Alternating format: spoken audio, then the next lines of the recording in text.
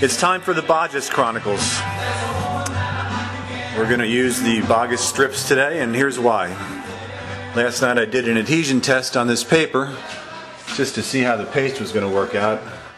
And what I found was that everywhere I did even just a slight razor blade cut, Zoe Carpetian's prep job came right off the wall.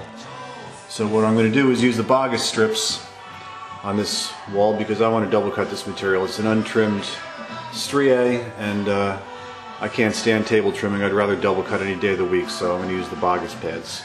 So here we go.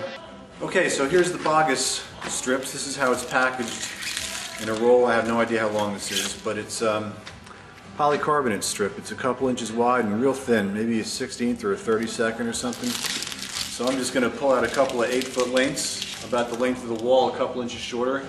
And by having two strips, I'll be able to keep one under a sheet for a double cut and have another one under the leading edge of my next sheet.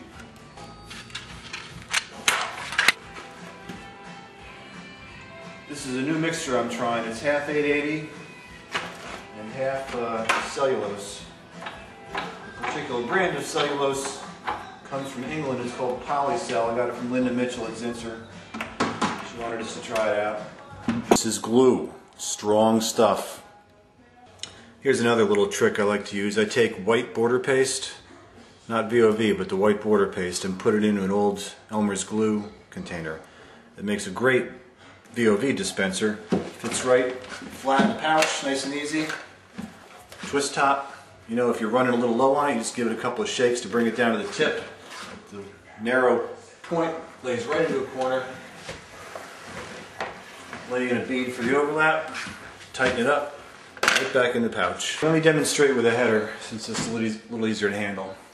So I put in my header, and I'm going to want to double cut the next sheet, and the surface is really fragile. Plus, I noticed on a test that I did overnight that double cutting tended to have the seam open up a little bit, and what the strip also does is allow what Steve terms a compression seam.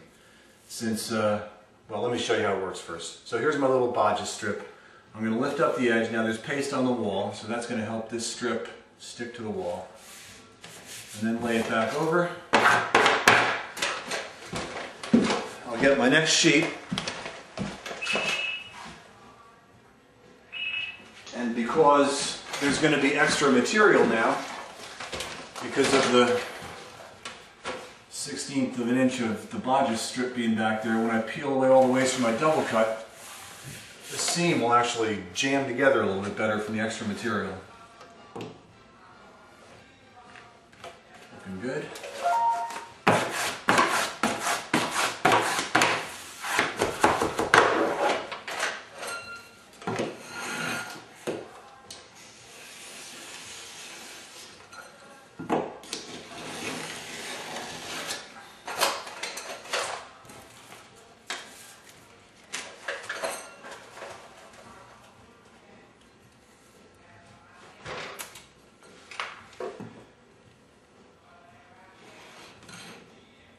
I can press as hard as I want because there's a strip of polycarbonate between the paper and the wall. I'm not going to score the drywall. Goodbye to you. Goodbye to you. Take the strip out.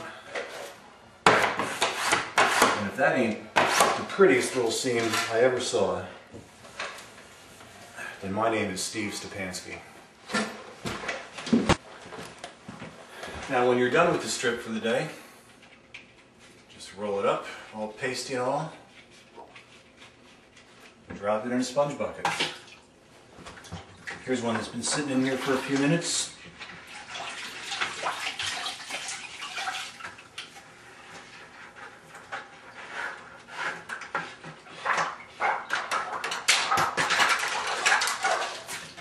Good as new. Let that dry off, roll it up, put it back in your stash, and you can use it on the next job. Unless there's some big hand-fisted pull lock and you're going to lean on the blade so hard that you split these in two, there's no reason you can't use them almost indefinitely. Gotta love it. Not that there's anything wrong with being a hand-fisted pull lock. Just wanted to make that clear. Well, another day, another dollar.